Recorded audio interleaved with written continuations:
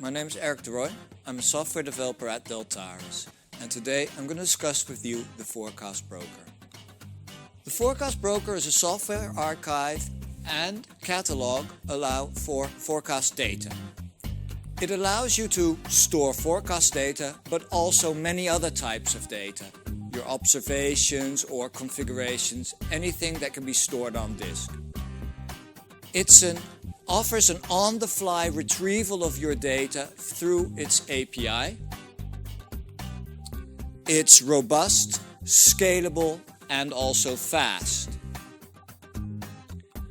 And it's based on open software, open standards, and license-free.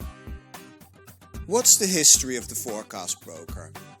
It's developed by Delft-FEWS as an extension of the Delft-FEWS product, which is a flood early warning system. Let me discuss shortly what Delft-FEWS is. As I mentioned, it's a flood early warning system. It's being used around the world by many users in the water management sector. It can be applied for, of course, flood forecasting, but also drought forecasting, hydropower plants, reservoir managing, and more. The community using Delft-FEWS is very active, and they have annual get-togethers to discuss what's going on and how they are using the product. So, why did we need to develop the ForecastBroker?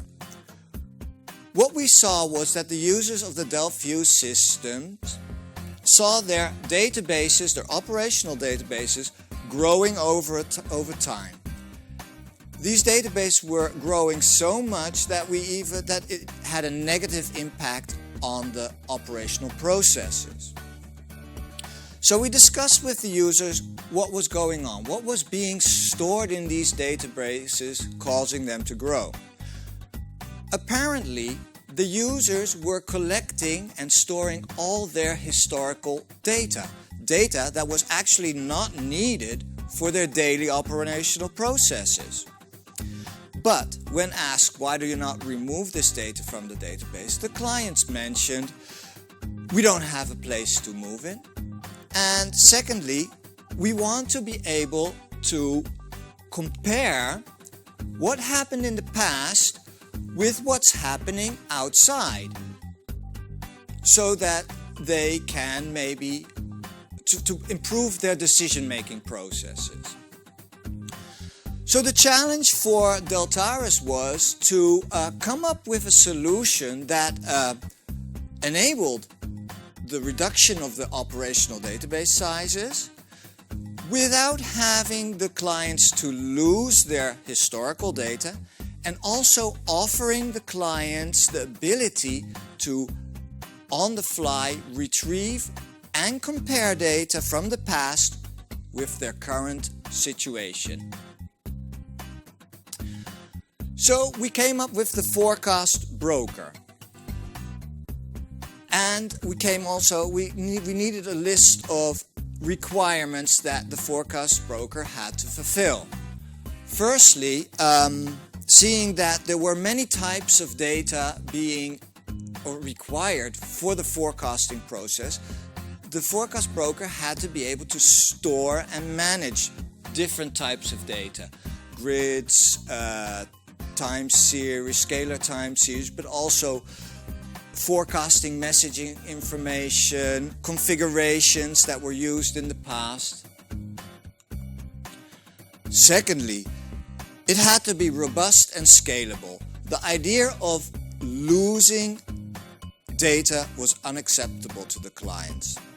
Also, as an archive, we foresee that it would be used over a long period of time, accumulating many gigabytes to terabytes of data. This should all be or not have a negative effect on the performance of the ForecastBroker. It had to remain fast and offer the ability for clients to retrieve data on the fly during, for example, flooding events. No additional steps or complex manual interaction would be or must be necessary to perform these comparisons that they wanted to do. We also introduced the event tagging idea. This event tagging helps you define what data is interesting, is linked to a certain hydrological event, and what data is your average everyday flow. With this event tagging, you can then quickly identify periods in the past for which data is interesting and retrieve this. An additional advantage of event tagging is from a management perspective. Once you know what data is interesting and what data is not interesting, you have the possibility to maybe remove non-interesting data from your archive or back it up to cold storage. Of course, the data had to be open and license-free. We did not want clients having to pay expensive licenses for expensive products, and we also did not want vendor locking. And even though the ForecastBroker was developed from a requirement from Delft-FEWS, we wanted to be able to use it in a wider context. So that's why the openness of the product was very important. So, what happens behind the scenes of the ForecastBroker?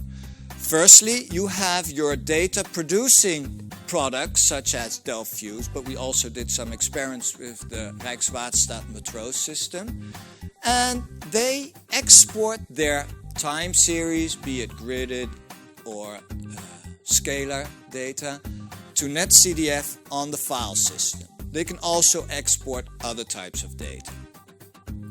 But with each data or set of data, what makes this ForecastBroker special is you introduce an XML file containing metadata. This metadata tells you what you exported, what's in the files that you exported, and also, very important, links to all the files that it relates to. This allows you later on to retrieve the data quickly again.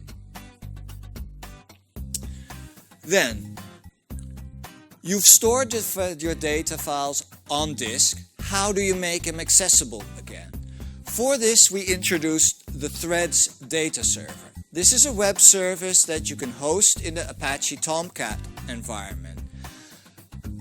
The Threads data server then enables you to host your folder structure and your files that are on disk in a web environment.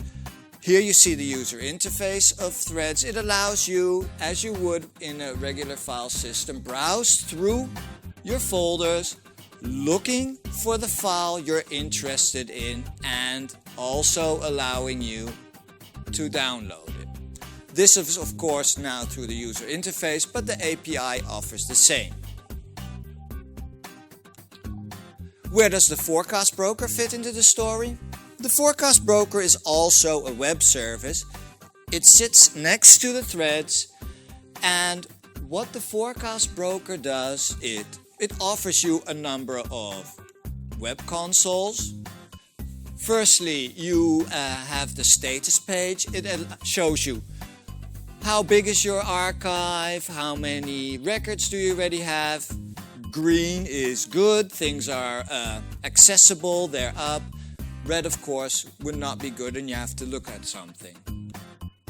Furthermore, it allows you to schedule your tasks. The ForecastBroker has to make sure that it harvests or manages the data on the file system. It allows you to change or update your configurations. So this is the user interaction of the ForecastBroker. So, what does the ForecastBroker do behind the scenes? It has to make sure that all the metadata files that you exported or your client system exported are retrieved, they are parsed, all the meta information from these files is then sent to the embedded Elasticsearch catalog that is hosted by the ForecastBroker, where it can be indexed and made searchable and retrievable through web services. What is Elasticsearch?